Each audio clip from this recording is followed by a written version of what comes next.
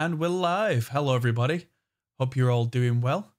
Welcome in. Welcome to the stream. I'm Adam Steele. I'm sure you've seen me before, but if you haven't, I'm an audio producer and a video editor and a all-round Reaper nerd as well, if you've heard of Reaper. If you've not, welcome in anyway. Tonight, I'm going to be going through some stuff that I was already halfway through and kind of showing you what's happened. I've been away for a while and kind of working on stuff that you'll get to see me do and catching up with all of you guys, answering questions and generally just kind of chilling out. So before any further ado, let's run the intro tape.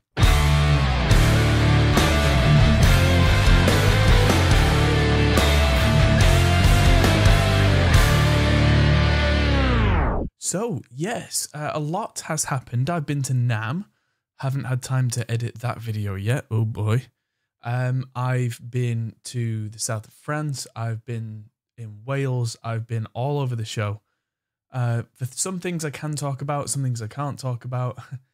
But I am back for at least the foreseeable future. I'm going away again Friday, Saturday for our old friend Mike from CGS. Is just a funeral, which is, you know, a sad thing. But yeah, me and my good man, Mr. John Brown, we're going down together to pay our respects and see the family and do all the things that we should do. But yes, in the meantime, there's lots of work to be cracking on with.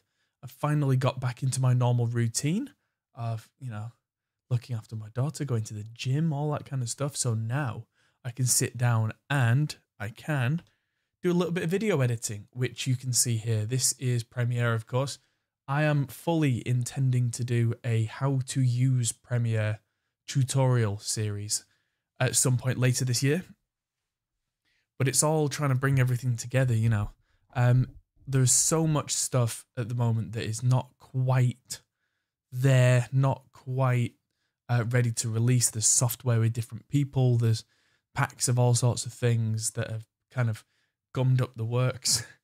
But a lot of stuff should come out. Like, I think it was last week, there was a video on Glenn Fricker's channel, 3 videos on Produce Like a Pro that all had me in them all at the same time. So, you know, a lot of this stuff, it kind of waits and then it all kind of goes blah all at once. Because, yeah, I get up to a lot behind the scenes, as some of you may know. So this video is a video by me, for me, basically, about, if I can show you there, the new 2 Notes Revolt bass, and I've made myself a pedal board based around it. So I've kind of spun the wheels up in 2 Notes, in Premiere, so to speak. And this is work that I could have either just done offline or at least turn the camera on and let you guys in to a window of what's going on, because this video, the Revolt's already out. So there's no like NDA, there's no reason for me not to stream me doing this. Hello, Chris, Billy, Thomas, Al. Hello, everybody in chat. Welcome, welcome. If you want to make yourselves at home, say hi in the chat. If you want to ask questions, I'm more than happy to answer anything that comes in, because this is very much a chill out stream. But until questions come in, I'm going to start talking you through how I've got this little Premiere thing going. There's a list on the left at the bottom of all the files. It's terribly organized in this project. But this is the last thing, I think. Yeah, this is the last thing in this little project that was kind of scrambled together, and the rest of it. Once this is done, I'll be starting a new project and it will be much more neatly organized. But this is me scrambling before NAM and slightly after as well. Hello, Nick, as well, and hello, Bump, little Bump. Yeah, so yeah, if it looks like a mess and you know how to use Premiere, then I'm sorry, but there you go. So I'll show you the first few things that I did, and I'll kind of recreate what I did if I can quickly. If I remember rightly. Yeah, the first audio here was that file. Sorry, the first video was that file. I'm tripping over my words because it's been too long since I've done this. I'm just gonna see if I can open that as a baseboard multi. A1506. So I'm just looking for relative files. A1506. So what I would have done is dragged the two cameras in here and a copy of the base audio capture, which was captured behind me on that computer, which is... You should be able to hear that, I believe. Yes. So that that's coming in from the audio green here on Premiere. Valeria, happy Sunday. Hello. So yeah, that grindy bass tone. And so if I put all three of these files next to each other, I can drag them all, right click and go to synchronize. And synchronize by audio, hit OK and wait a few seconds. This is all stored on an SSD, so it goes fairly quickly. One of the reasons why I use SSDs for everything. I've not been to the gym in 3 weeks, and I've been today, and you can see the arms grr. But I'm shaking like a leaf. So, yeah, now if I play that back together, that should sound huge.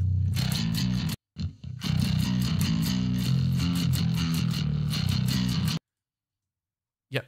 So the first thing that I did was I color graded this footage. I'm going to take it out of multicam mode. So the bottom one, again, I'm going to do this roughly just to show you. So I'll bring the brightness up a bit. There's a little thing that I do on my own footage. There's a look called blue steel. And if I do this, it'll look ridiculous. But then there's an intensity slider. So I take it back to 0% and then bring it in just a little bit until everything just starts to look that little bit more cinematic. And then go to the vignette tab and pull that down, and that kind of makes the outsides of the image a bit darker, so you focus on me and not the stuff around. Do I still film in Camera Raw? Yeah, the Blackmagic Raw I do, but it's a lot smaller than the old Camera Raw. It's big, but it's not stupid big. There we go. So I might bring the brightness up even more now. On that, there we go. And I'll go into my effect controls and just get that Lumetri and copy it, Control C, and then go onto the other video and Control Paste. There we go. And so these two should look fairly similar. If not, I can always tweak one, but they should do. I tried to set the cameras in the room a little bit.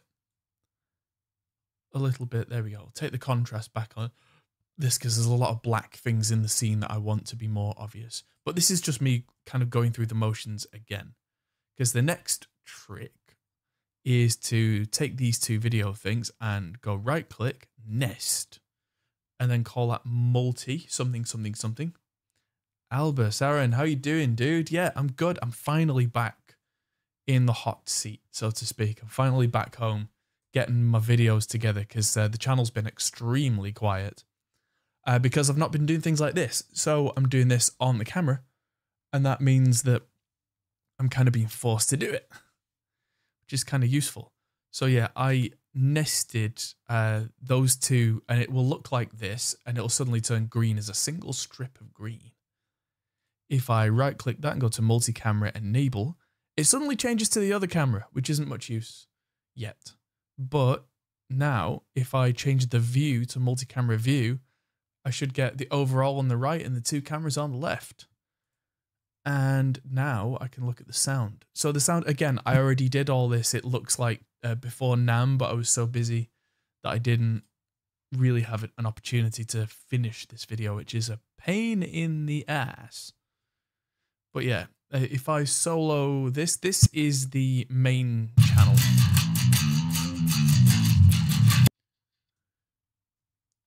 I've used Resolve a couple of times, but no, I've been a Premiere user for almost 20 years at this point.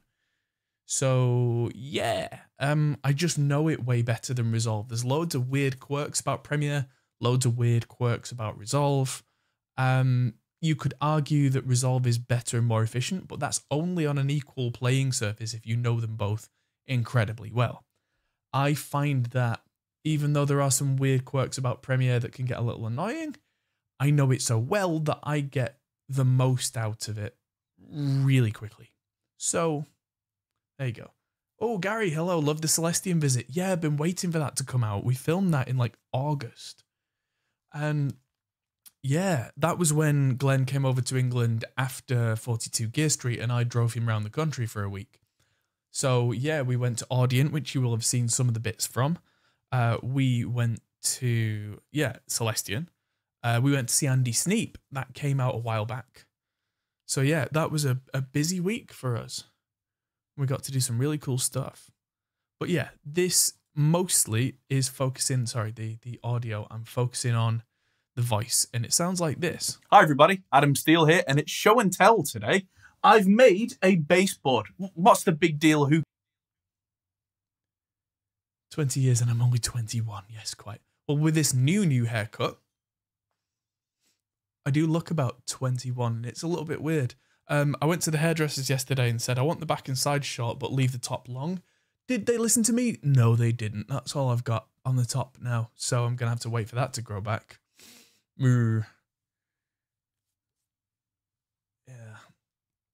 Yeah, that's annoyed me greatly. But for now, I have young person haircut. But yeah, hopefully that'll grow out a little on top and I can kind of do the kind of aviator style swoosh of hair on the top. Anyway, the audio. Why is there an EQ on that? I don't need an EQ over there anymore. So yeah, the audio, I must have had the shotgun mic slightly off because I was rushing. Because if I just quickly turn off all these effects, you'll hear that not only is the audio quite quiet, it's quite Steele here, and it's show and tell today. I've made a baseboard. What's the big deal? Who cares? This is a valve-based pedal board that doesn't sound bad, but it doesn't sound amazing. So I used the RX10 Repair Assistant, which is one of my go-tos. It's got like denoise, de-reverb, DS, and everything inbuilt. If it was clipping, there's a declip there too, and there's a declick if the voice is getting long. But they're disabled because there's no point turning them on. They will only make the audio worse if I don't need them. What's the big deal? Who cares? This is a valve-based. There we go. Let's take the denoise and de-reverb down a little bit. I was using the Arturia, their 76 compressor, but for some reason, the settings don't hold in Premiere, which has caused me some grief recently. The Produce Like a Pro video, the Bowers and Wilkins speaker video, that was filmed and edited by me, but on the export, I didn't know. But the Arturia compressor had zeroed out, which caused the denoising to really not behave very well, and nobody caught it before it went out. So, whoops. But yeah, I'm hoping the Kazrog True Dynamics will hold its settings instead. So I've used one of the compressors here. Pedal board that lights up, has all sorts of fancy features, and is not running. So that's just capturing the big peaks. Then I've got a parametric EQ because of the denoising, there's suddenly this thing in the middle of the audio, which I've now fixed. The AC. This is entirely running portable off batteries. And then I've got good old multi-band compressor on broadcast mode that's suddenly whacking up the level. Pedal board that lights up, has all sorts of fancy features, and is not running off the AC. Yeah, the Celestian Speaker Factory tour was a lot of fun. It's the second time I've done that tour, actually. Oh, you mean the Bowers and Wilkins one? Yeah, that was cool. If you see any kind of like wobbling of the camera, I had the camera on a shoulder mount, and that was like a 2-hour tour. By the end of it, I was like, because I'd just done 4 solid days at Abbey Road, and before that, 2 full days at Black Star Amps. So I was kind of dying on my ass by that point. And then walking around for 2 hours with this like big thing. So, but yeah, it seems to turn out pretty well. But yeah, it was a lot of fun. And then we did the Tile Yard Studios thing the day after that, which I did the day after that. So that came out first. That's the one where Warren had to go halfway through, so I ended up producing the rest of the session. So that was fun. But yeah, this is now pretty much good to go. And the bass audio, which was captured just as a line out straight into the Reaper that you see behind me there, that just sounds like this. And I've used the same plugin that Glenn uses, which is Voxengo Stereo Touch. This is free, by the way. Be careful not to overdo this. Non-stop for months. Oh yeah, tell me about it. It's nice to just sit in my own seat. And now I'm sending emails out to all the companies that I've been talking to going, yeah, we should do this. Yeah, we should do that. Yeah, we should totally do this. And going, hey, remember me? I'm back. So hopefully there'll be a video with Stam audio soon about my like ultimate vocal chain that I can carry around in one hand, which I'll show you. Actually, I'll switch cameras. I'll show you some stuff. My good man Bart Herc from Herc Audio has sent me a couple of things in 500 series. This is his 566. I don't know if you can see that. It'll probably go out of focus closer. It's a manual focus. But this is basically an SSL channel, all of it. So you get the dynamics, the compressor. You also get the SSL drive, which you can change the amount of drive that you get. There's a 4-band EQ and transformer saturation. It basically sounds like an SSL. And the other one that I was badgering him to give me is this. Yum, yum, yum, yum, yum, yum. This is a Pultec. So if I take the top of that, it's a new old stock RFT valve from God knows where in the Balkans, strapped to a full like Pultec high and low, which I think he does these for about 250 euros. Or $250, $300 for a Pultec. Wow. Anyone who knows what a Pultec is, that's incredible because the guys at Pultec do a solid state version for like 1200. So he gave me 2 of each and now I have to do videos on them, which I'll be doing this week. And the other thing, hopefully I brought it upstairs right.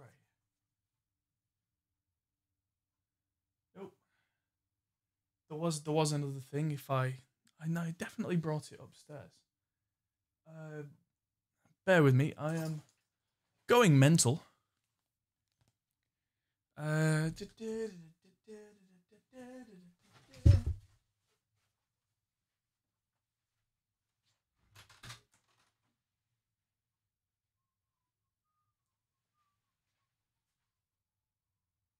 You know that thing when you go up the stairs too quickly and you forget. It's kind of that. There they are. Right there. These are very special because these have been in the works for a very long time.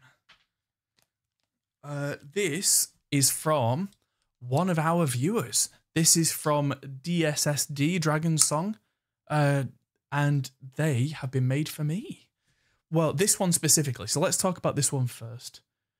This one is the Dragon Song kind of dirty boost. Apparently, if you turn it up, it's more of a clean boost. If you turn it down, it's more of a dirty fire.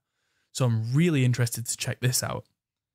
And this one I have not had a chance to play with yet, but this is the Deep. This I paid for and requested and spec'd this quite a long time ago, and it's been in continuous development. This is currently 1 of 1, I think.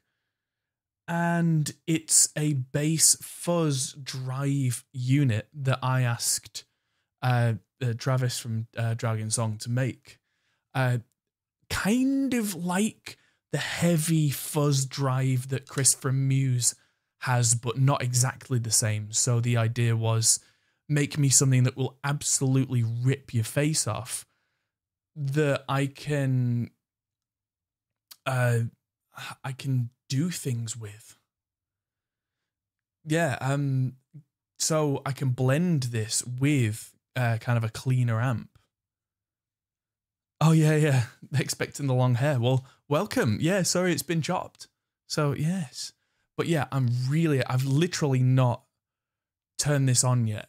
I am really looking forward to it, and hopefully it's really gnarly and really kind of grindy and face melting, because my plan is to run something like an Ampeg SVT as the clean bass amp and then separately run this into something and get that big blend of massive, massive tone.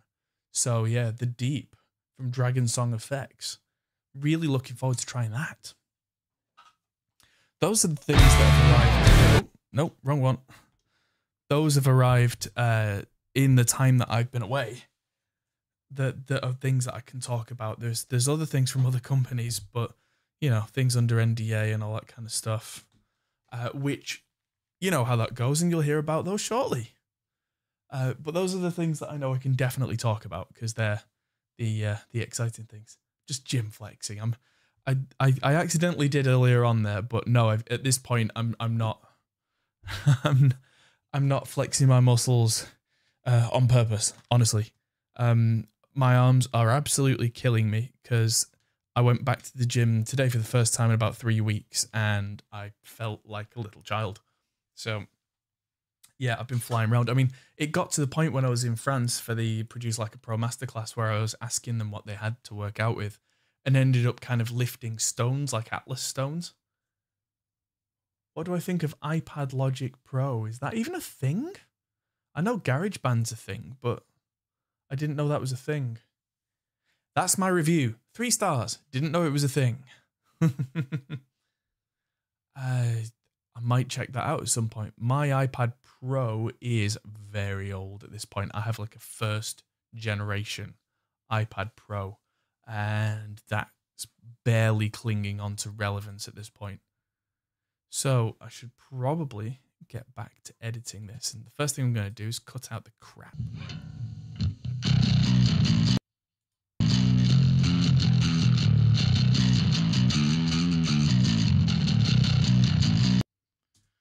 So apart from the stereo touch, which I've used on the bass there, I'm going to leave the bass on the main vocal.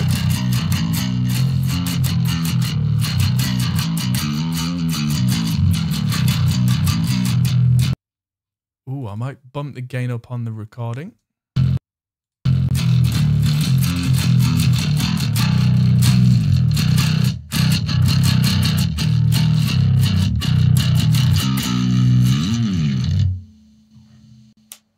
Cool. Now, I have been told about an advanced feature that's coming in Premiere that isn't here yet, which is kind of like Time Bolt. You need an A16 Bionic chip to work with it. Pretty sure mine's well beyond that at this point. Mine is way older. Mine's an Apple A9X, so it's like 5 generations, 6 generations too old. So it looks like that's not happening. Honestly, no, mine's a first generation 2015 iPad Pro, so it's now 8 years old. So I'm surprised it even turns on at this point. At the time, it was the absolute dogs danglies, and we were using it in the media company to like show off to clients and show them footage and show them things from our drop boxes in the field, and they were going, "Ooh, very professional." And now it's kind of not relevant anymore. I'm going to take off the multi-camera view for a little while I go through and just trim out silences and crap. So you're going to see this video pretty much in its entirety, including mistakes and outtakes. Hi everybody, Adam Steele here, and it's show and tell today. I've made a baseboard. What's the big deal? Who cares? This is a valve-based pedal board. Click, click. This is a valve-based pedal board that lights up, has all sorts of fancy features, and is not running off the AC. This is entirely running portable off batteries. And I'm going to tell you why that's important for me and how cool it is and what I've done in this video. Stay tuned. And that's where the intro comes in. So if you like... So... looks like a game changer. No, it won't be. Not to put a massive dampener on everything, but I'm going to put a dampener on it. No, not replace footage. I want to link media because this is me adding the intro screen in, which is... There we go. Go in there. Yeah, the problem with something like that is, and I've come to realize this about like tablet-based audio and video editing, is most of the speed that you pick up doing this is mouse and keyboard. Because I can have my left hand on about 10 different keyboard shortcuts and my mouse is going select, select, select, select, select. I'm moving quite slowly right now because I'm kind of talking you through it. I would usually move quite a bit faster than this.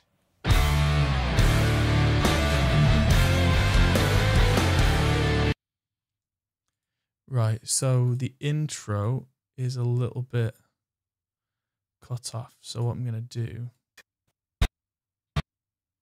is see how this goes. Because I've made this a really widescreen presentation just because I kind of felt like it. Actually, I was trying to ask somebody what the... what's... I'm just searching on another screen. Scope. CinemaScope resolution. 1496 by 1716. 396.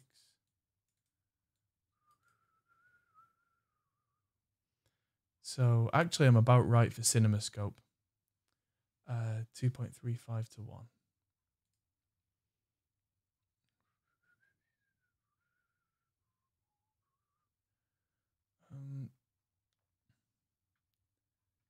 There we go. Let's just get a calculator and take 3840 divided by 2.35. 1635. So that's even thinner. So no, I'm not going that thin. That's just silly. If I wanted to go Academy flat, which is 1.85 to 1. Let's go 3840 divided by 1.85. 2075. So if I go 2075. Yes, yes. There we go. Let's see how... Ooh. I can always...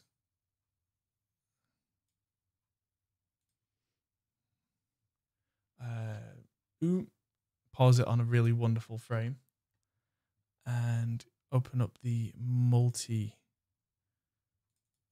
is that baseboard multi? Yeah. And just put that in as the same. What was the number I came up with? 2075. 2075.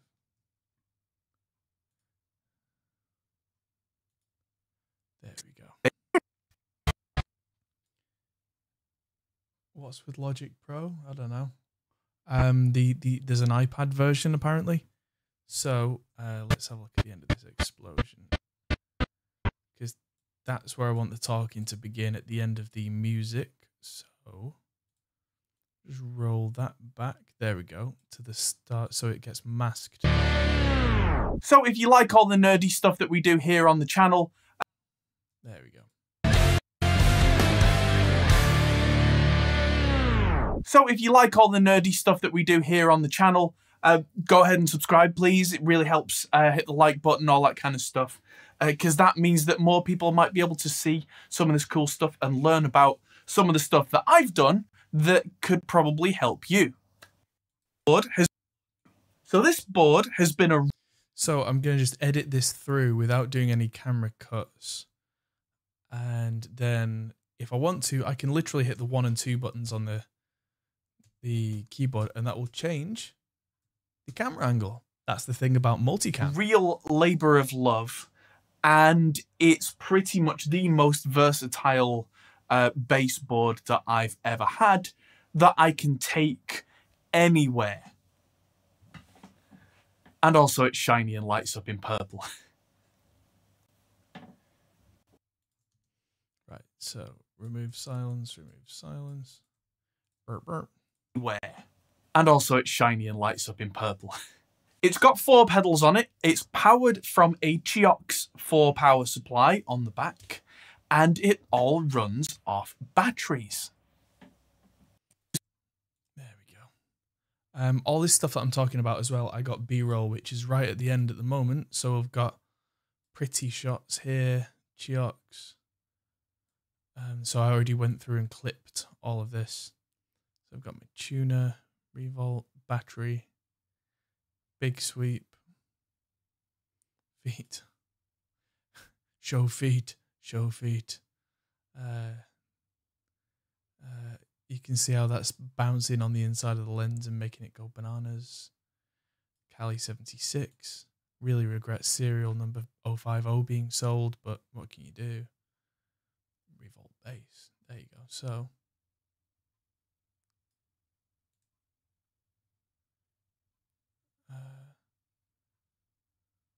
oh right, okay, I've moved that. I reframed it. Okay. That's something to have a quick look at anything that's...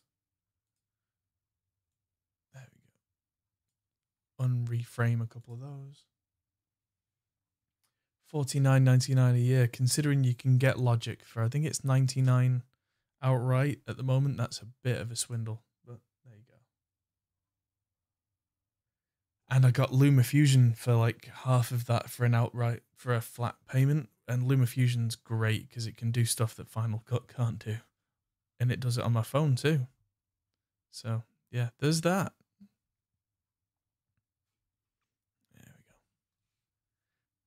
Why would it run off batteries when a lot of stages have power, Adam? That sounds stupid. Well, a lot of places... There we go. Well, a lot of places...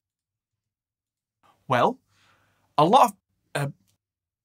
Okay, so that's all to go. Well, a lot of places, they do have power, but... Let's just search Logic Pro for iPad. Yeah, I mean... Yeah, £49 annually for something that I wouldn't have a keyboard and a mouse to hand. I fell out of love with the GarageBand for iPad because of all that kind of it's professional apps are not designed for tablet interactivity.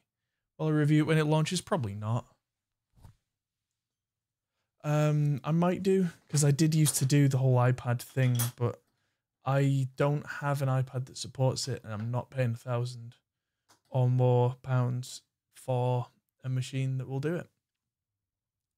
So yeah, now I think about it, no, I can't do it. Well, a lot of places, they do have power, but some of them you don't want to be routing power out to the front of the stage. Maybe it's kind of a venue where there's been some light rain or something. And I'd rather keep things covered and just, you know, not connected to anything electrical other than a ground-lifted XLR coming out of it, which means that technically it's protected. Also, the bonus version, which we'll talk about later, comes with a wireless transmitter and receiver, so that it's double bonus that I'm not connected, it's not connected, no batteries, no connections, that I'm not connected, it's not connected, no batteries, no connections to mains electricity at all. How's my PC spec'd? It's a bit of a beast. Its processor is an AMD 5950X 16-core monster. And currently I'm using 2 graphics cards. I'm editing on an RTX 3070 from NVIDIA, and I'm streaming off an Intel Arc A380. So yeah, it's a bit of a beast, this machine. But yeah, I've been playing around with the Intel Arc because it means I can do stuff like this with a live stream and video editing, and it doesn't impact the editing, because using raw footage and that kind of thing, kind of need it. So there we go. Let's just hit play on this. Connections to mains electricity at all. And that kind of means there's also, you know, no risk of shock or any of that kind of thing, which some of the venues that I've played, most of them are absolutely fine, but the odd one you're looking and going, really don't want to plug anything into those sockets. Okay. I've played a lot of wedding and cover shows over the years, and quite often I'll be asked at the drop of a hat to turn up in a tent in the middle of a field while it's cloudy and kind of raining. And yes, the PA system is hooked up to AC or a generator or something, but you can see kind of rivers of water going round the outside of the tent. It's eesh. So I've given myself the option here to run entirely without any sort of AC power. Although in an emergency, if the batteries die, you can plug pretty much any 12 to 24 volt DC or AC power supply into the Chiox 4, and that will power the whole shebang, minus the LEDs. So what I'm running is a Kali 76 bass, which in my opinion is the best bass compressor on earth right now. That Weird quirk of Premiere there. If I'm editing and I kind of do that with the video, but if I don't stop playing, then it looks like the audio and video are out of sync. If I stop and start the playback quickly, it brings them back. That is running at 18 volts, which you can only really do with some of the cleverer, power supplies. Yes, you can get voltage doublers and that kind of thing, but those tend to be quite complicated and they don't give you very much in the way of current draw, and the Kali 76 doesn't really support a lot of that. So the Chiox has an 18 volt mode, which that is in. Skipping it. Yes, it is powerful. Dual graphics card solution mess with the audio drivers? No, I've not found that at all. I keep switching audio drivers depending on what I'm doing. I actually have like 3 audio interfaces in here separately, so I very much compartmentalize what I'm doing. I'm currently using the output from the Audient Evo 16, which is also not being picked up by OBS. I have a Lewitt Connect 6, which I'm using with the microphone, which is separately going to OBS, and I have application capture, which is capturing the audio from Premiere without any audio interface at all. So right now, that's all working independently of one another and doesn't even call the audio from the graphics cards at all. Ahead, what I went with next was the new Revolt bass from 2 Notes, which is my now go-to for bass tone because it's got a really nice clean, a really nice kind of drivey sound for those rock songs, and ultimate metal. Oh, that's another thing that I'll probably start doing now, is the J, K, and L keys in Premiere play forwards, backwards, or if I tap them more than one time, they go faster and faster. Rock songs and ultimate metal. Which, depending on the gig I'm doing, I might need 1 or 2 or all 3. And having them there, the best possible, analog tube-based preamp, is great. And that runs off one of the 12. What's my thoughts on the HX Stomp? I had one. It was okay. It's pretty powerful. Yamaha UK wanted it back, so I wasn't too happy after that. Because my video is now doing quite well on the subject. I made a video on it when it came in. It wasn't the best produced video I've ever done, but people seemed interested in what I had to say. But yeah, they have not been the best to work with. Something that I noticed at NAMM actually is that Yamaha had a massive stand, and I walked around the whole place, and you know how many of the Yamaha reps stopped me to talk to me? Not one. Not a single one. None of them were even vaguely interested in me being there, whether I was a buyer, a seller, a YouTuber, whatever. They didn't seem to care. So if they're not going to care about me, I'm not going to care about them. I don't feel bad. Volt switch outputs on the Chiox 4, which just about manages because it can do 660 milliamps per socket. So this can hang. And then at the end, I've got the 2 Notes Cab M, which has got my bass amp models in. I like to use. I usually use an 8x10. But if it's a kind of a more traditional kind of settle down gig, I might pull out one of my presets with a 1x15 and go quite kind of muffled on top and sit in the background as needed. Probably not use this bass either. And then coming back here, this is the Zoom multi-stomp, which is a real switch. Let's just cut that out. Bass either. And then coming back here. Ooh, I've edited that a little close. Here it. Use this bass either. And then coming back here, This is the Zoom Multi-Stomp, which is a real Swiss Army knife. I use it quite often as a tuner, honestly, but also it's got some really cool features in there, like it's got the bass detune, which is kind of like a chorus, but doesn't have that wow wow kind of thing going on, which if I turn that on, you'll hear that straight away. Let's just go on a clean tone.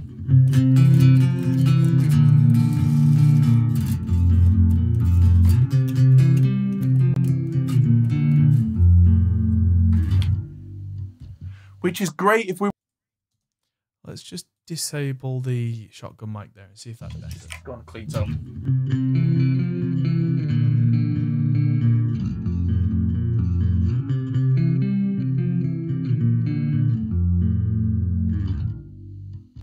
Which is great if we want to do... If someone says, oh, can we do Sweet Child of Mine? I can go...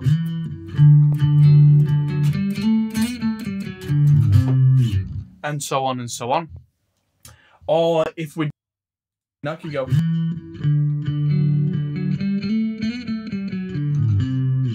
And so on and so on. Or if we're doing anything that's like, I don't know, big Nirvana kind of...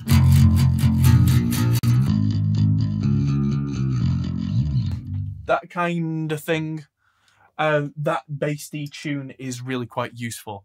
And that can also do things like octaves, and anything that's weird and kind of out of the ordinary if it's called for in a gig. I can very quickly, if I know something's coming up in the set, dial that in and leave it switched off and then kick it on at the right moment, which can be really nice for really filling out a sound. Maybe if I want to do sledgehammer or something, I can whack on an octave. There are other octave pedals that are better, but I don't want to be carrying around like a large board. I don't want to be carrying around a Dimension C and an octave and all this other stuff. I wanted to keep it compact. So this thing really holds its own well enough for that one time in the show that it will kind of come up and do its thing, and because it's the inbuilt tuner, it's justified its place on the board. So let's look at the back. There are two strips of LEDs on here, which are 5-volt LEDs, which means they can be run directly off a USB. And then there is the power bank, which feeds the GX4. Now let's talk about this power bank, because this was a whole journey in and of itself. There is, the whole reason this was inspired is I got the GX power supply, the GX4, because it has a USB power input, which was fascinating to me. I was thinking, hey, if I can run this whole thing straight off... Oh, the headstock of the bass. Oh, the whole bass is gorgeous. This is the C5 from Schecter. You can see the finish there. It's toxic green and it just pops right out on camera. Because this was a whole journey in and of itself. There is the whole reason. That bass is awesome. It's a bit hard to play because it's a 35-inch scale and it's very much designed for tight, which means that it's quite unforgiving over a whole show.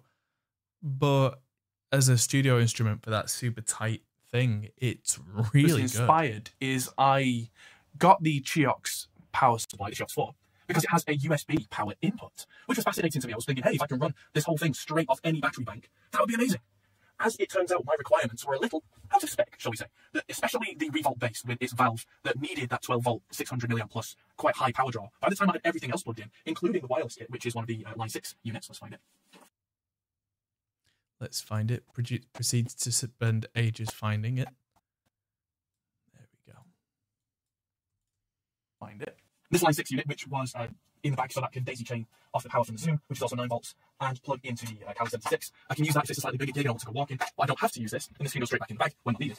I do have the G90 rack, but that was massively overkill and requires AC power, so I use my smaller receiver there, because if I'm doing a massive show, then I'm probably going to be using more than this board anyway. So, hey, that's all we can do. But what it turned out was that getting 5-volt power from power bank through to the GX, it couldn't deliver enough power reliably, and we were starting to get warning signs where the power on the GX, there's a little light in the O on the GX, that was turning off, and when that turns off, that means that you're really close to your power limit. And a couple of times it turned off mid-song or mid-show, and it turned out that the current draw was just too high for USB 5 volts to deliver. And that's where we start getting into future world, because that's where USB PD comes in. Not the USB police. USB power delivery is a whole new thing. You may not even know you have this. If you've got like, an iPhone or an Android charger that's got USB-C on their end, and whatever, like Lightning or USB-C on the phone end, it might come up with like a little quick charge, or on Apple it doesn't, so you really wouldn't know. And somehow it's charging way faster than it used to. What's happening is that the whole system is smart, and kind of negotiates, says, because USB is 5 volts, right? But USB PD can be 9 volts, 12 volts, or even 20 volts. Depending on whether the charger can hang, depending on whether the device can actually request it and use it, and depending on whether the cable is capable of delivering it. So it's kind of complicated. But if all the devices in that chain all agree that they can do more than 5 volts, they can turn it up. And so they can deliver way more power over the same cable. Because with current comes heat, there's only so much current you can... Just cut out that big silence there. Over the same cable. Because with current heat, there's only so much current you can send over a given cable before it gets too hot and starts to melt. Whereas you can up the voltage, usually quite a lot more, and not generate nearly as much heat. And that's exactly what's going on here, is that I've got a power bank, this middle SAF one, which has a USB PD socket and can give out 12 volts. And the real missing link is there's an extra little cable that I've got in between the SAF power supply and the Geox, which has what's called a PD trigger, which means it essentially kind of lies to the power supply and says, I can do 12 volts. So what's happening is it's sending 12 volts to the 12 volt input on the Geox 4. That means that instead of trying to cram loads of current down one cable and threatening to melt and get into an absolute limit, it's absolutely flying through, sending all the wattage that we need down one cable without anything melting, although I have to admit it does get a little bit warm. Originally, I was powering the LEDs off the same battery bank because they really don't draw very much power compared to all the pedals. But now that the power bank is in 12 volt PD mode, now you can see me doing the funky dance there. That's because the graphics card's panicking 12 volt PD mode, it can't give any power to the LED lights at 5 volts. This battery bank can only do 1 voltage at once. So I went to the nearest supermarket, got a tiny little cheap power bank for like $12, $15, whatever it was, and that now runs the LEDs completely separately. I figured I'd spent this much time and effort on it, may as well. Another thing that's worth mentioning is the Geox 4 doesn't quite fit underneath the board, and it's hard to tell just from looking at it, but if I disassemble this, you might notice that the Palmer pedal bay, which I've used, is slightly bigger on one side than the other. And that's because it was never designed for the Geox 4 to go in between its rails. So what I had to do was take the feet off, take the rails apart, and kind of drill the holes a little bit wider so that it would be bigger on one side. So the Geox 4, which now has Velcro keeping it in, now fits. That's an intentional spike. Okay, that's good. Because quite often something like that can denote a sort of an audio issue. But if I'm going like that on camera, that's now has Velcro keeping it in, now fits. So under the hood, there is a lot going on this thing. But what this means is that I'm never going to get any kind of AC hum interference. Unless I'm in an emergency situation, I can run this with wireless off the same batteries. Oh, and this all comes in a nice case. Palmer sent me the pedal bay years ago, just after the first 42 gear stream that I went to. And it got used a couple of times. Well, there's the transmitter that goes with the Line 6 wireless, by the way. This is the TBP12. You can use the cheaper TBP6. Right, let's just Line 6 wireless, by the way. Just cut out that idiot-looking wireless, by the way. This is the TBP12. You can use the cheaper TBP6, and I've got one that I've used to death. This needs a little bit of gaffer tape to keep it together, but this is a really nice battery-powered solution. But to get extra clever, the transmitter uses rechargeable AA's, and these rechargeable AA's, and these rechargeable AA's that I found don't even need a charger. They are like lithium-ion AA's that you can charge using a USB-C cable, and this USB little pigtail here can connect all 4 of these batteries. Nope. That's me using my mouse wheel on the wrong bit. To one USB. So I could charge all of my wireless systems batteries off my power banks when I'm not in the middle of a show.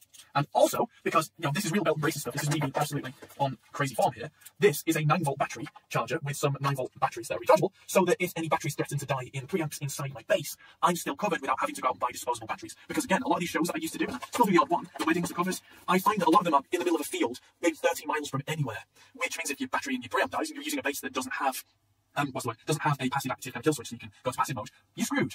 And, you know, if you're doing a lot of shows in a row, which sometimes happens, you don't necessarily have the time to go and, you know, keep buying more disposable batteries. I don't want to use disposable anything anyway.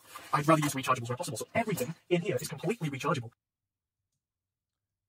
It's John from Toucan Studios, everyone. Hello, John. Everybody say hi. And whenever I get anywhere that has AC, or if I get home, I can recharge the whole thing overnight, and I'm ready to go for the next day, next week. The power draw on this, I'm now at 58% on the SAF power supply. As I say this, I just recorded the bass for the Trooper for Produce Like a Pro, and between that, which took an hour and a half to get everything done, and this, we're still not at 50% battery life from 100. So I could do this for a whole, like, 4-hour show. A 4-hour show. I mean, sometimes I do a 2-hour show or a 2.5-hour show with a break, and if you forget to unplug it, you don't want to die mid-set. That should still be more than enough, and I have tested the way to die mid-set. That should still be more than enough, and I have tested that it will go all the way down to 1% on the battery and still deliver enough power to run everything properly. So, there you go. If you found this interesting, I'll try and link a few of these things down in the description below. They are affiliate links for things like the rechargeable batteries and that kind of thing. I'll link what I can, but things go out of stock. You know, things change. But use this as ideas for your stuff. If you're running a bigger board, obviously, you're not going to be able to run it off a battery. But, you know, the idea is there. And so, I can now do, as I did in the Revolt video, clean tones. Just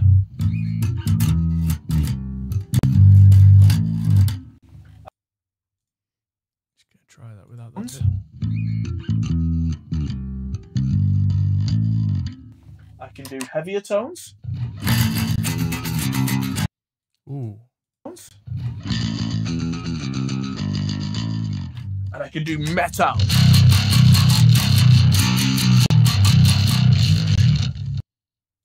metal.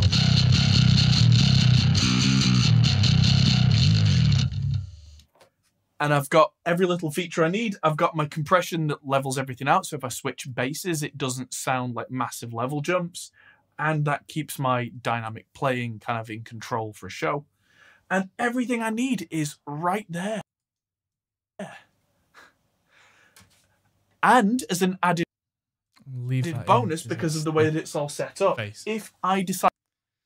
And also, that... Let's just get a capture of that for the thumbnail. And as an added bonus, because of the way it's all set up, if I decide I want to run an amp during a show, let's say that there is backline there for me to use for monitoring on stage. Generally, I wouldn't. I'd use in monitoring. But if what's needed for the show is an amp, which again sometimes happens, I can run from the output loop on the cab M into the effects return on amp. And that will give me, apart from the cab emulation, which would go to front house, everything on here ready. I'm covered. Everything that I need. If I bring 2 basses, spare strings, rechargeable, everything, then everything that can fail is covered. Because, oh boy, the number of times that I've been at shows and something inevitably fails. I don't like being caught out, so I'm not caught out. Hopefully this hasn't been too rambly. There we go. Just effects dip to black. There we go. Hopefully this hasn't been too rambly for you. I hope you've kind of enjoyed the ride, so to speak. But there we go. This is everything that I use when I go out and tour. And here's why I can use the Revolt on a battery. Thanks everybody for watching. Like I said earlier, please if you would hit the subscribe button, like all that kind of stuff. It really does help. Tell your friends, share on Reddit, all that kind of stuff. And thank you everybody. I'll see you all. Thanks to the patrons. Thanks to you. I'll see you all in the next video. Goodbye. Brilliant. Okay. So that's the end. So I'm going to open a recent project if I have any that are my own. Oh, geez, I really don't. There might be something in here, actually. Yeah, the hair one's relatively recent because that's got all the Patreon stuff, which I can just move in there. I'm pretty sure nothing's changed since that one. Billy says, when I watch myself on a video or listen to a song I've done, I cringe. Does that ever go away? No. Nope, really doesn't. Yeah, just kind of get used to it after a while.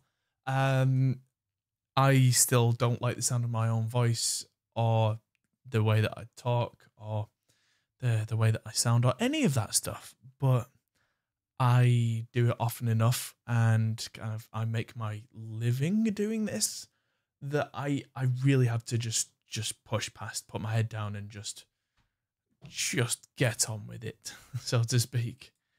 Because there's really no time for ain't nobody got time for that, so to speak.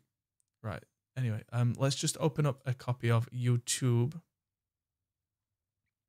and I'm gonna go on a Linus Tech Tips video. Shush. All I want is to see what the video is. So it's 1280 divided by 640. Oh, it's exactly 2:1. Okay. So they've done 2:1 exactly as widescreen. Okay. So what I'm going to do is 3840 divided by 2. So that's just decided how wide this video is going to be, because I want to have a wider screen than normal. The 3840 by, what was half again? It was 1920. 2:1. And okay, that's just popped everything in a little bit so it looks a bit more widescreen. Everybody's name still works okay. And I'm doing that now because I want to make sure that all this works, because I specifically made the intro video Headbangers Life. Hello. I made the intro so it was kind of widescreen compatible, so as it pushed in there was enough white space on the sides that worked. Now it feels a little bit more cinematic because it's wider, because it's kind of beyond 16:9 widescreen. It's more, it's 18:9, which is 2:1 if we mathematically reduce. So what I need to do now I've got my video format, so to speak, is, I'm just going to disable this.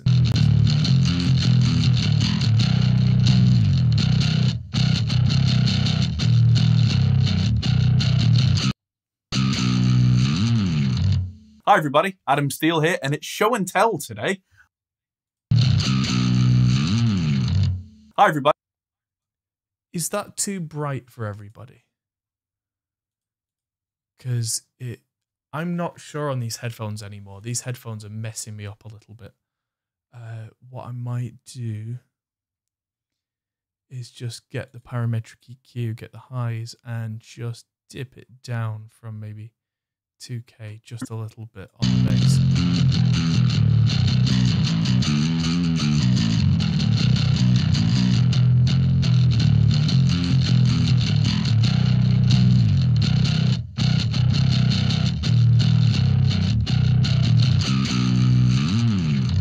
Hi everybody, Adam Steele here, and it's show and tell today. There we go. I think that might sound better because I've been, getting into the habit of mixing things too bright again on these headphones recently because these headphones don't have a big kind of high-end frequency lift. In a mix, you'd hear the bass. Yes, I'm sure you would. But the question is, in the first 20 seconds of watching the video, would you turn it off going, oh God, or would you go, oh,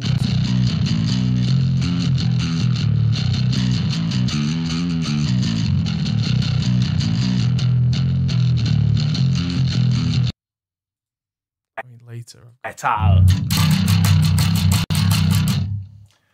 Which, depending on the gig I'm doing, I might need one on. You'll hear that straight away. Let's just go on clean tone.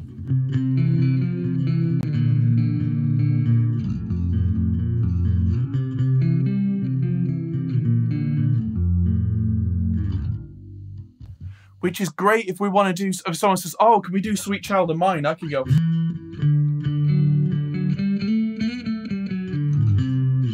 And so on and so on. Or if we're doing anything. Okay, so now I've got to do all the kind of more boring stuff, like bring in some background music. So I'm going to import my usual background music, which is the JHS stuff that they did for YouTube. So let's go with listen to the radio. Nope.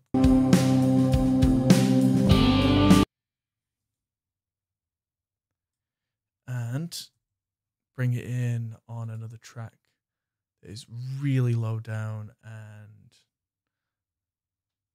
I am going to use Soothe, which is here somewhere. There we go, on that. Because Soothe is really good. Yeah, better after bringing down the highs. Yes, thank you, Gary. That's kind of what I suspected. That is very much what I was thinking, is that it wasn't far off, but it was just a little bit much. So I'm going to get Soothe to kind of knock down the 2K kind of stuff. And this is at minus 30. It really helps. Hit the like button, all that kind of stuff. Because that means that more people might be able to see some of this cool stuff and learn about some of the stuff that I've done that could probably help you. So this board has been a real labor of love. And there we go. So now there's background music, but it's super low down. All the kind of the bits in the middle that go and try and fight with the voice are being dynamically dipped. And I put it on mid-side mode there, so it really affects the middle more than anything. And it's pretty much the most versatile bass board that I've ever had that I can take anywhere. And also,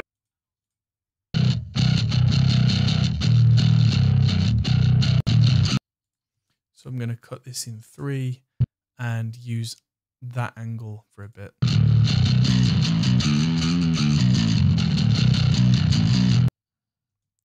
And I used Shift and D for auto crossfade, effect controls, and just zoom in a bit, but over time. And this is how I do all my style of editing, because watch now.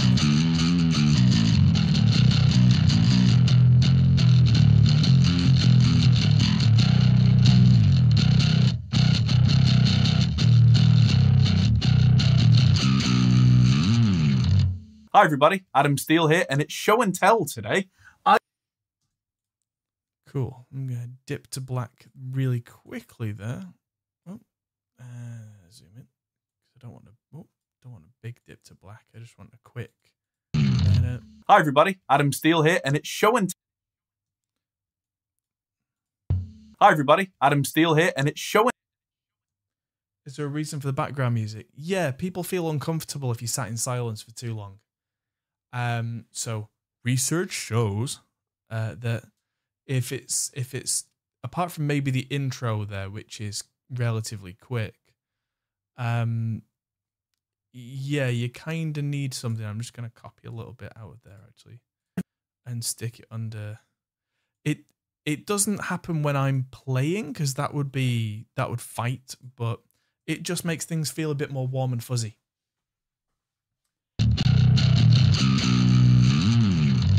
Hi everybody, Adam Steele here, and it's show and tell today. I've made a baseboard. What's the big deal? Who cares? This is a valve-based pedal board. Do I do anything aesthetically different with B-roll? Not really. I mean, I make sure the B-roll's moving as I capture it wherever possible, like that. Because then it does its own aesthetic change. Sometimes if it's not, then I will like zoom it slightly digitally to make it work. But I actually want the B-roll to fit visually. I don't want it to stand out. I want it to be part of what I'm doing. Otherwise, it feels like too sharp and too jarring a cut. So, good question. Just noticed I've got a pink hairbrush on my desk. Because, of course, for those of you who don't know, I have a 4-year-old who is a wonderful little pain in the backside. But, yeah, that one's probably for earlier on. I'm going to leave the rest of the B-roll at the end there and just come back to it as needed. So yeah, what I tend to do is just use cross dissolves into a moving B-roll. But all that kind of stuff, because that means that more people might be able to see some of this cool stuff and learn about some of the stuff that I've done that could probably help you. So this board has been a real labour of as we love. And it's pretty much the most versatile baseboard that I've ever had that I can take anywhere. And also it's shiny and lights up in purple. It's got 4 pedals on it. And that's where it ends. It's powered from a Chiox 4 power supply on the back. That's where I'm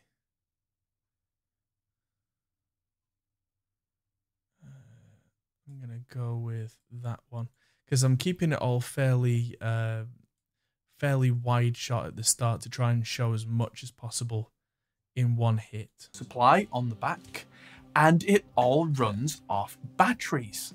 Why would it run off batteries when There we go. 4 power supply on the back, and it all runs off batteries. Why would it run off batteries when a lot of stages have power, Adam? That sounds stupid. Well, a lot of places, they do have power, but some of them you don't want to be routing power out to the front of the stage. Maybe it's kind of a venue where there's been some light rain or something, and I'd rather keep things covered and just, you know, not connected to anything electrical other than a ground-lifted XLR coming out of it, which means that technically it's protected. Also, the bonus version, which we'll talk about later, comes with a wireless transmitter. Okay, so where I say also, I'm going to start doing a little bit of popping the camera in now. Good frame pause, idiot. So yeah, what that did is that changed so it doesn't feel so much like a monologue. It pops different points. Also, the bonus version, which we'll talk about later, comes with a wireless transmitter and receiver so that it's double bonus that I'm not connected, it's not connected, no batteries, no connections to mains electricity at all. And that kind of means there's also, you know, no risk of shock or any of that kind of thing, which some of the venues that I've played, you know, most of them are absolutely fine, but the odd one you're looking and going, really don't want to plug anything into those sockets. I've played a lot of wedding and cover shows over the years, and quite often I'll be asked at the drop of a hat to turn up in a tent in the middle of a field while it's cloudy and kind of raining. And yes, the PA system is hooked up to AC or a generator or something, but you can see kind of rivers of water going around the outside of the tent. So I've given myself the option here to run entirely without any sort of AC power. Although in an emergency, if the batteries die, you can plug pretty much any 12 to 24 volt DC or AC power supply into the Geox 4, and that will power the whole shebang, minus the LEDs. So what I'm running is a switches camera. So what I'm running is a Kali 76 bass, which in my opinion is the best bass compressor on earth right now. That is running at 18 volts, which you can only really do with some of the cleverer, power supplies. Yes, you can get voltage doublers and that kind of thing, but those tend to be quite complicated and they don't give you very much in the way of current draw, and the Kali 76 doesn't really support all of that. So the Geox has an 18 volt mode, which that's in. Skipping ahead, what I went with next was the Switching camera. The new Revolt bass from 2 Notes, which is my now go-to for bass tone because it's got a really nice clean, a really nice kind of drivey sound for those rock songs, and ultimate metal. Yeah, I'm gonna definitely punch him. Which, depending on... There we go. Because then it feels less like I'm just an idiot playing and more like it was meant to be a specific Which, depending on the gig I'm doing, I might need 1 or 2. And the music mysteriously faded out just before that, so I'm then going to add more music in after that little thing with a fade in after that. There we go. Which, depending on the gig I'm doing, I might need 1 or 2 or all 3. And having them there, the best possible, analog tube-based preamp, is great. And that runs off one of the 12 volt switch outputs on the Geox 4, which just about manages, because it can do 660 milliamps per socket.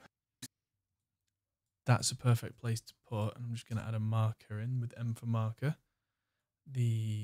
Talking about this sticker right here. And 660 milliamps per socket. So this that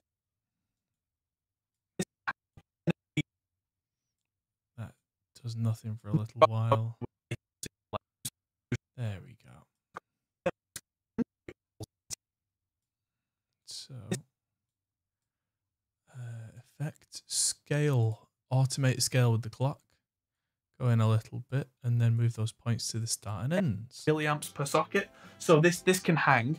And then at the end, I've got the 2 Notes Cab M, which has got my bass amp models in that I like to use. I usually use an 8x10. But if it's a kind of a more traditional 2 Notes Cab M, which has got my bass amp models in that I like. Add another marker there. Clear selected marker and add another, because I'm talking about the Cab M now, so I can. Did I get a shot of that one? Yeah, of course I did. Let's get that in there. There we go. I like to use. I usually use an 8x10, but if it's a kind of a more traditional kind of settle down gig, I might pull out one of my presets with a 1x15 and go quite kind of muffled on top. Oh, Gary, thank you very much. I'm supposed to have quit drinking, so the coffee will be very much appreciated. I actually put a whole liter of I'm brewing cold brew in the fridge overnight. And nice. It's in front of 2 screens coding. Be back in a second, everybody.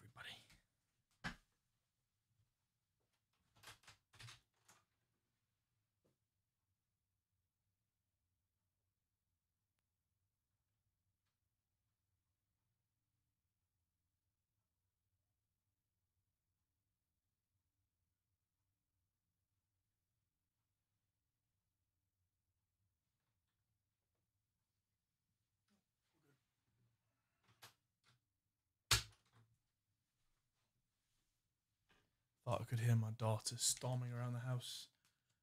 But it turns out it's just somebody next door. That's fine. That's absolutely fine. Top and, you know, sit in the background as needed. Probably not use this bass either. And then coming back here, this is the Zoom multi-stomp. Right. Zoom multi-stomp. And now I'm talking about things that I want to add in. That's the one. So, yeah. Was that the one where I was talking? Yeah, that's the shot for the Cali. So I'm going to bring the multi-stomp in. He's actually fixing the fridge. Stomp, which is a real Swiss Army knife. I use it quite often as a tuner, honestly, but also it's got some really cool features in there. Like it's got the bass detune, which is kind of like a chorus, but doesn't have that wow wow kind of thing going on. Which if I turn that on, you'll hear that straight away.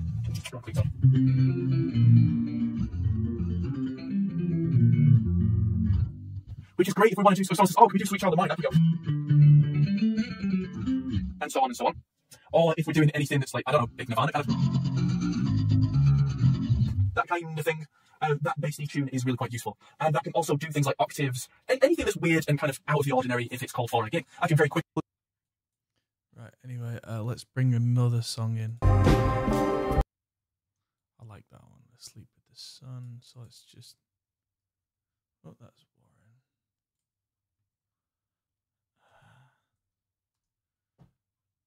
I'll just.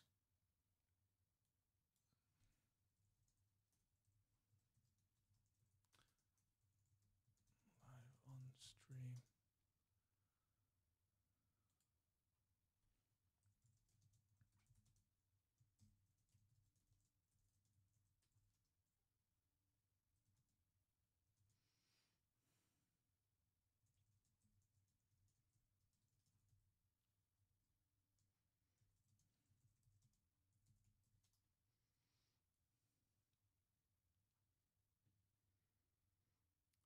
Okay.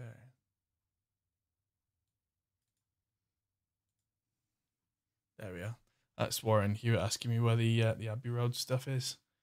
That is my next job.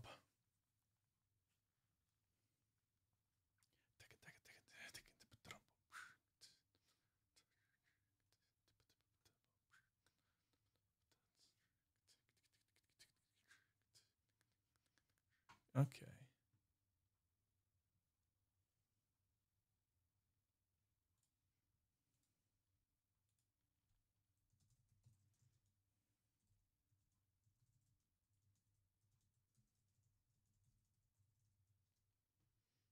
The tune is really quite useful.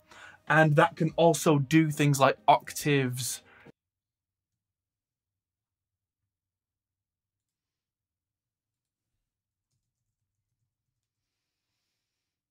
Anything that's weird and kind of out of the ordinary if it's called for on a gig, I can very. Oh yes, the album journey. Yes. I've been completely separately working on trying to get Dolby Atmos working all of today, and that has been an absolute headache. It's an absolute nightmare unless you spend lots of money.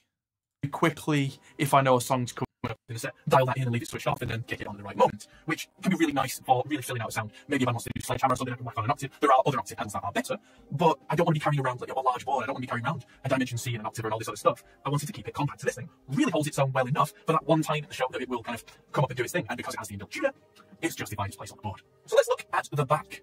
There are two strips of LEDs on here. The back, right.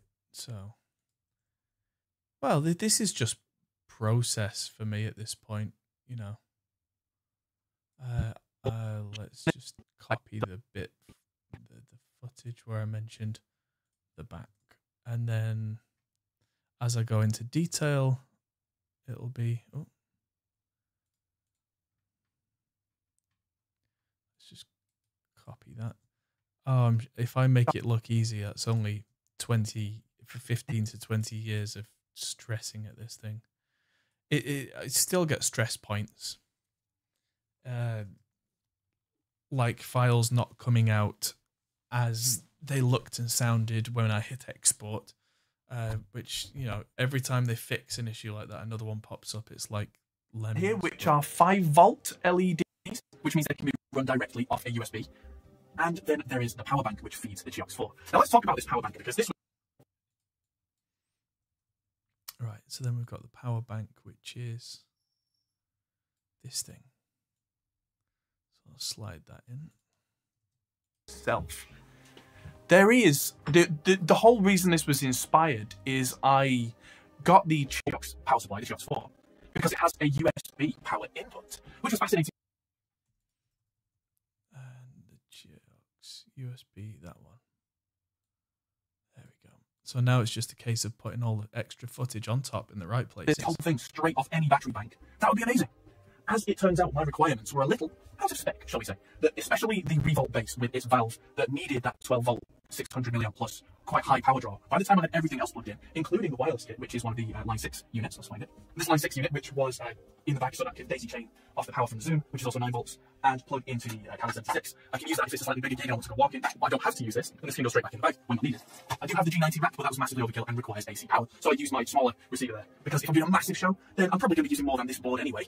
So, hey, that's all different thing. But what it turned out was that getting 5-volt power from power bank through to the GX, it couldn't deliver enough power reliably, and we were starting to get warning signs where the power on the GX, there's a little light on the GX that was turning off, and when that turns off, that means that you're really close to your power limit. And a couple of times it turned off mid-song or mid-show, and it turned out that the current draw was just too high for USB 5 volts to deliver.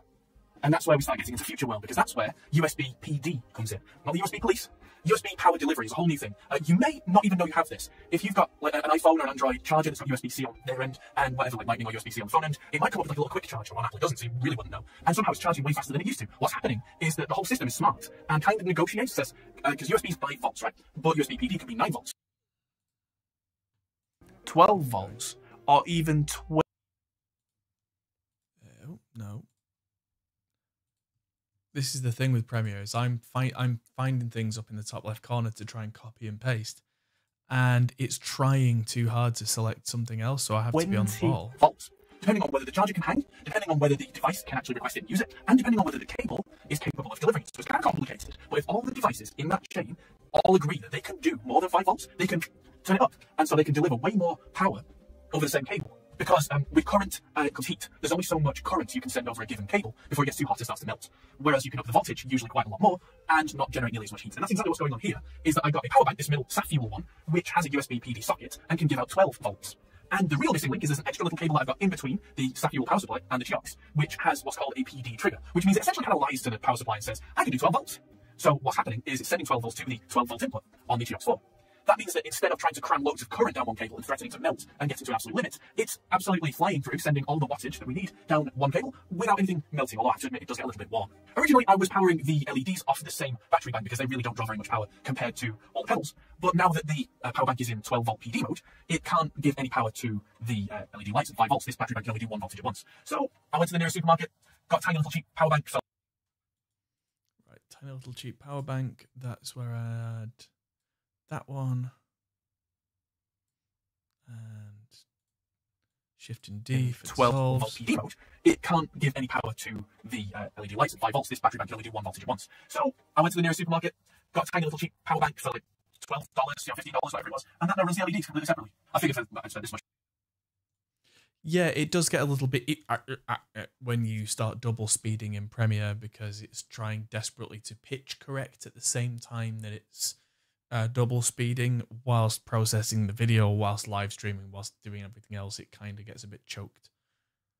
So, there. Little cheap power bank for like these completely separately. I figured I'd spent this much time and effort on it, may as well. Another thing that's worth mentioning is the GX4 doesn't quite fit underneath the board, and it's hard to tell just from looking at.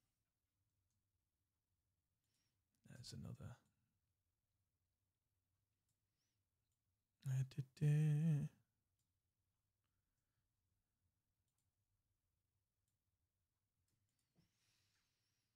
Board, and it's hard to tell just from looking at it, but if I disassemble this, you might notice that the Palmer pedal bay, which I've used, is slightly bigger on one side than the other.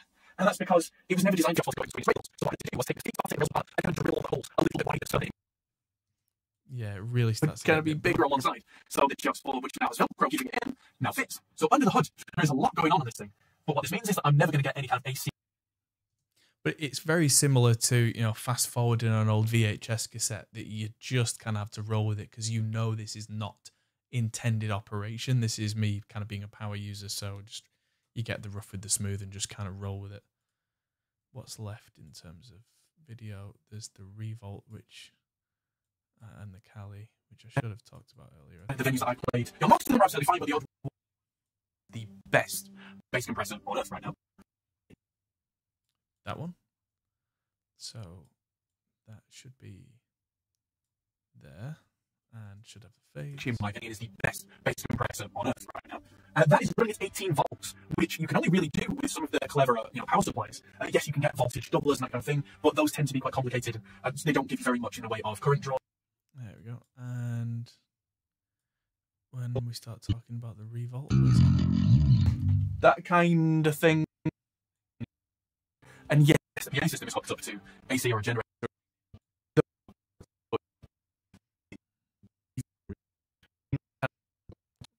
Do for bass tone because it's got a really nice clean. There. That can go in there. It's probably far too long. Yep, too long. But what I do with the B-roll stuff is I kind of dispassionately go through and find the left and right of where it's shaky. Somebody was asking me about Resolve before. I've been using it for 7 or 8 years. Don't really like it as a video editor. It's good for coloring, but I do not like it for editing. It's just unintuitive and clunky. And I've just not got enough time in with it to get past its quirks. Premiere also has quirks, but I've been using Premiere so long at this point and on so many projects that I innately know its weirdnesses. So I just... Because it's got a really nice clean, a really nice kind of drivey sound for those rock songs, and ultimate metal. Which, depending on the gig I'm doing, I might need 1 or 2 or all 3. Is my now go-to for bass tone because it's got a really nice clean, a really nice kind of drivey sound for those rock songs, and ultimate metal.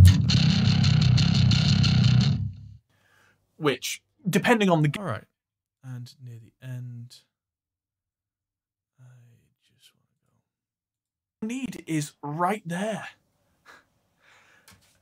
And as an added bonus, because of the way that it's all set up, if I decide that I want to... I just need a couple more music tracks around them. Like Trip Around the Moon, so that can go. That's a couple of dB too loud, but I'm nearly there now. Minus 2 dB. And Shift and D for dissolve. And that almost goes as far as I want it. So what I'm going to do is stick that there and then do that and just loop the middle section. And then I can use something else at the end.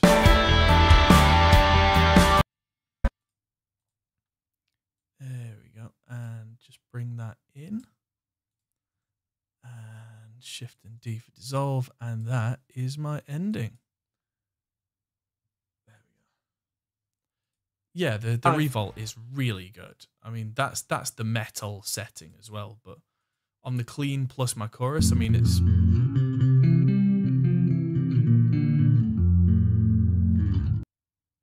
And this is me using my more metal bass as well. If I use a jazz bass, it sounds done.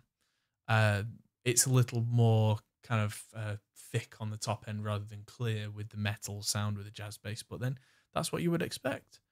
Right, so I've got my intro, I've got my music, I've got my B-roll, I've got my pops, I've got everything edited. That is done.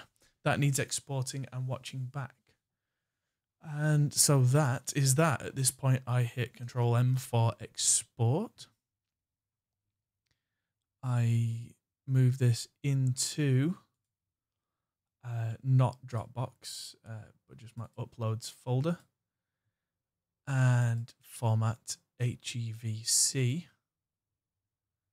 which is H.265, so it's like a lot smaller, but just as good quality. And I hit Center Media Encoder. And that should, in a few seconds, probably pop up on a different screen. The splash screen will come up there, and then the window will probably come up on my top screen. He says, yep, top screen, there it is. And that is that for the day.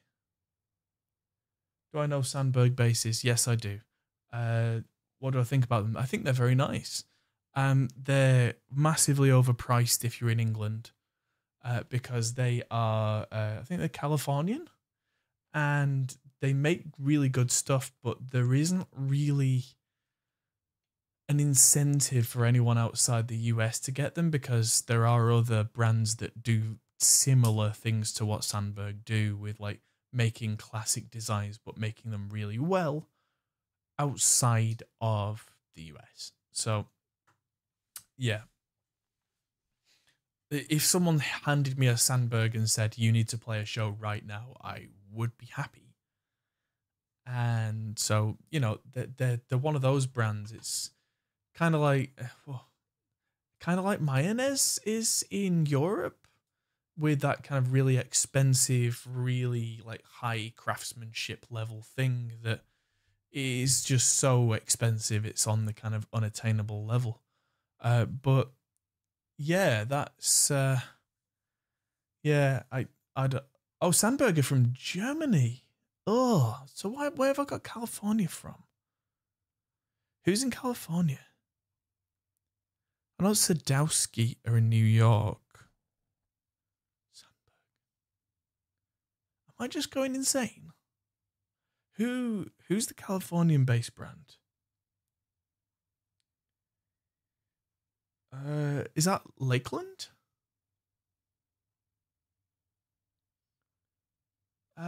But yeah, they're really good instruments. If someone handed me one, I'd be quite happy. But yeah, so obviously I'm mistaken about them being from California. They're from Germany, but my opinion, having played a few, stays the same, that they're great, they're expensive. The model's named California. That's what's thrown me off. Okay. All right. Thank you, John. So yeah, I was wrong because I got the wrong end of a stick. Right. So right. I've played a Sandberg California, and I suppose I would have seen that on the headstock and thought, Sandberg California. Oh, they're from California. Apparently not. But yes, the models of Sandbergs that I have played, yeah, they're great. A lot of money.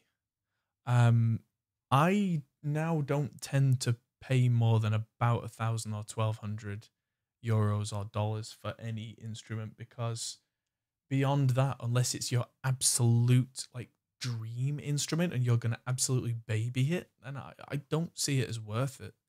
Like, a lot of my instruments get taken out to play shows and kind of battered.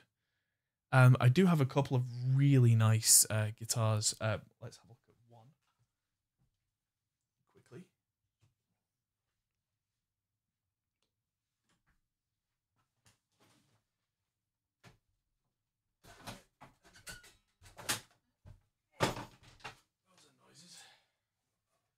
This, for instance, is my LT Custom Telly, built by Lewis LT Custom. This thing is absolutely gorgeous. This has never left my house because it's wonderful to play. It's wonderful to look at. I absolutely would not want it to be damaged. So it goes in something like a guitar stand. Can't even put it in that guitar stand because that guitar stand needs fixing. But yeah, this is a very custom telly. It's got an incredibly thin neck, very wide fretboard, which suits me really well because I've got kind of small fat fingers. And yeah, it's it's gorgeous, but I don't know if I could take this on tour because I would be worried about battering the poor thing.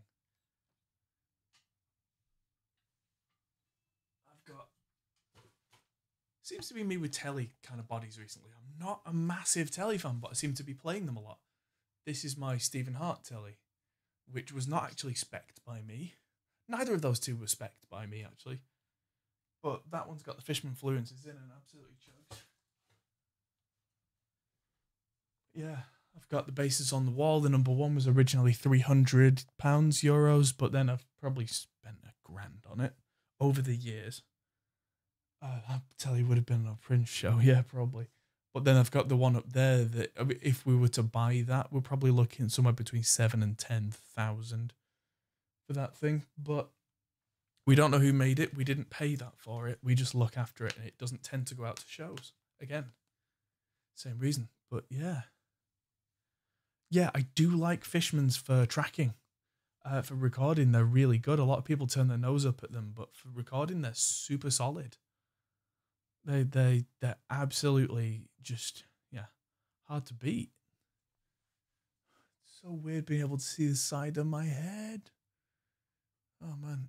I mean, I said to the woman when I sat down in the hairdressers, I want it kind of short at the sides, not short on top. And she made it short on top.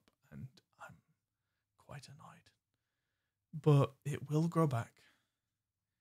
Anyway, that's it from me today, I think. Thanks everybody for watching, and I will see you all in the next video. So, oh, the green sign PRS, yes, that's back with my dad now. My dad bought that back off me, which helped to fund buying the house. But it's still in the family, so that's good. I wasn't getting very much use out of it as a playing instrument because the tremolo doesn't suit my style. So yeah, it's very much kind of a collector's instrument, which isn't really what I do. So anyway, yeah, good thing about the hair is it will grow indeed. So for now, I'm going to sign off because I need to make a big list of what I'm going to do. I think there was, let me just quickly check. Yeah, so yeah, I need to hit the edit button. As soon as I do that, even this computer will grind to a halt while streaming.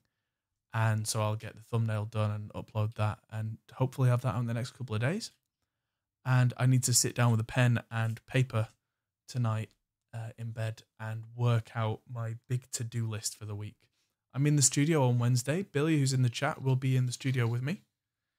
And what else have we got to do? I've got things to do. Like I need to learn how the AIX DSP software works really well, because I'm doing a video for them that is a super deep dive, not kind of a first impressions kind of video. So I need to sharpen my nerd skills and really kind of get the most out of that. So that's going to be filmed in the big studio. And I've got lots of other things for other companies, like Warren Hewitt was messaging during the stream.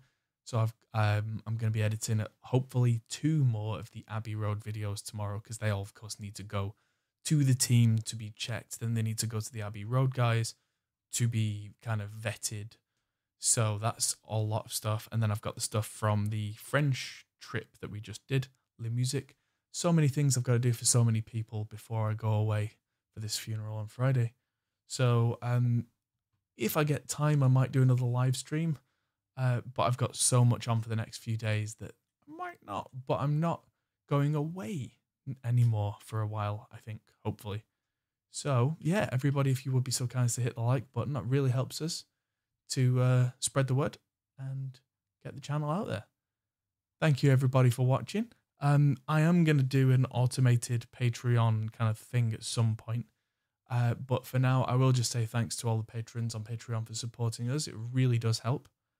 And thank you, everybody. I will see you all in the next video.